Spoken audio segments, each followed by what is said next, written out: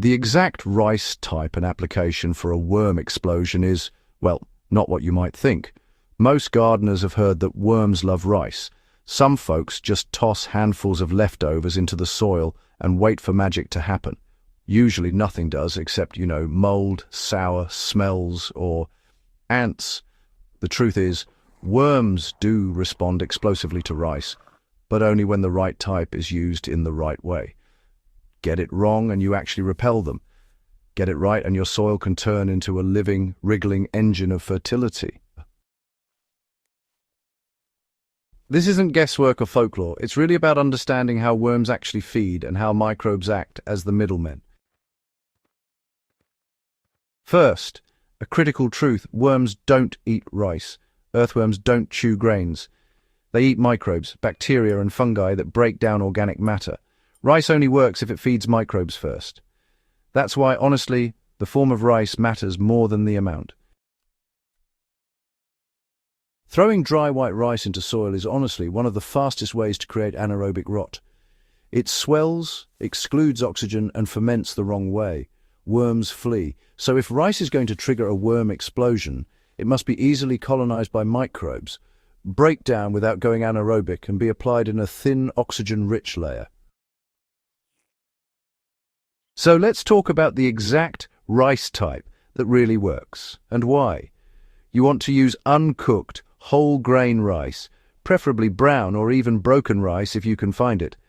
Brown rice still has its bran layer intact, and that bran is packed with oils, minerals, and complex carbohydrates that microbes absolutely thrive on.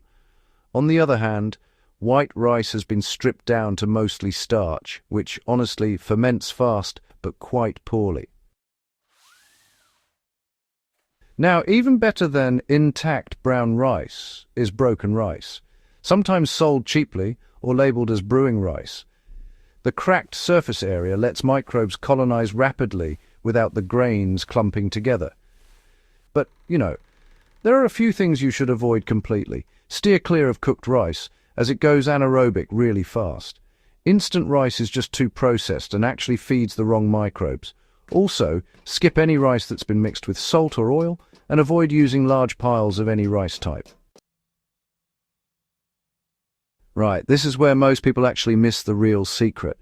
Instead of just putting rice straight into the soil, you need to wake it up biologically first.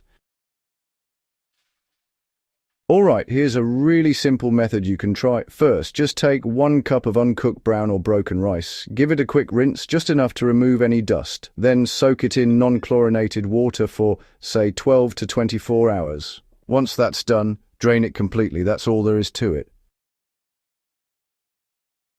Now, after soaking, the rice isn't dormant anymore. Natural microbes from the water and air will start colonizing the surface.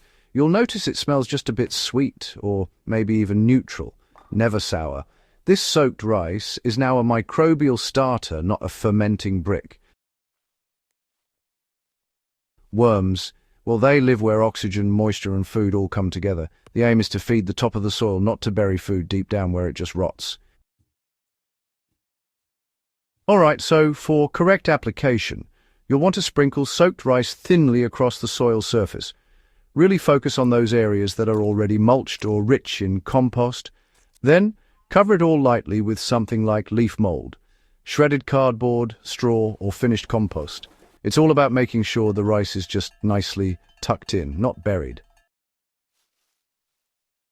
Think of this step as dusting, not feeding livestock. Yeah, just 1 cup is enough to treat a full square meter. And never bury the rice deep. Never compact the soil over it, and definitely don't apply it to dry, lifeless soil without any organic cover. The moisture should feel just like a wrung-out sponge. If it's too dry, the microbes will stall, and if it's too wet, anaerobic bacteria can take over. So, finding that balance is key, really. So, after you've applied the rice, you'll want to lightly water the area. Just remember, don't soak it, yeah? Try to avoid any heavy rain exposure for about 24 hours if you can. Now, within 48 to 72 hours, microbial activity really spikes. Worms tend to follow fast. often within just a few days. So what's actually happening underground? And why do the worms multiply? Well, as microbes consume the rice sugars and bran, they reproduce really rapidly. This process creates a slight bit of heat, not quite compost hot, but noticeable. You'll also get little pockets of carbon dioxide that worms absolutely seek out, plus biofilms that worms are constantly grazing on. Worms arrive, feed, and then deposit castings that are rich in enzymes and nutrients plants can use straight away. You'll notice the soil becomes looser, darker, and just generally more biologically active. Now, if those conditions stay stable, worms will actually start reproducing. Their cocoons hatch in a matter of weeks, and that's where you get this real population explosion. So let's talk about how often you should be applying. Remember, more is not always better. Ideally, you want to do this once every 3 to 4 weeks. And it's a good idea to rotate the application spots each time. Oh, and definitely skip it during those really cold spells or when the ground's waterlogged. Overfeeding can actually create an imbalance in your system. Worms, you see, really thrive on consistency, not excess. Here are some signs you did it right, and, well, a few signs you might not have. Success looks like this. You'll notice an earthy smell within 2 or 3 days. There should be visible worm activity near the surface. The soil will start darkening and loosening, and there won't be any mold mats or sour odors. These are all good indicators that things are moving in the right direction. Now, if things aren't going quite as planned, you might spot some mistake signs. Watch out for a sharp or rotten smell, slimy rice clumps, ant swarms, or even worms disappearing altogether. If any of these crop up, just remove the affected material. Add some dry carbon like leaves or cardboard and let the area breathe a bit. That should help get things back on track. So here's a final practical lesson that, honestly, most guides tend to ignore. Rice isn't actually worm food, it's worm habitat fuel. When used properly, it jump-starts the microbial chain that worms rely on. But if you use it carelessly, it ends up creating exactly the sort of conditions worms want to avoid. The real difference between failure and, well, a worm explosion isn't the rice itself. It's all about oxygen, keeping the application thin, and getting the microbial timing just right.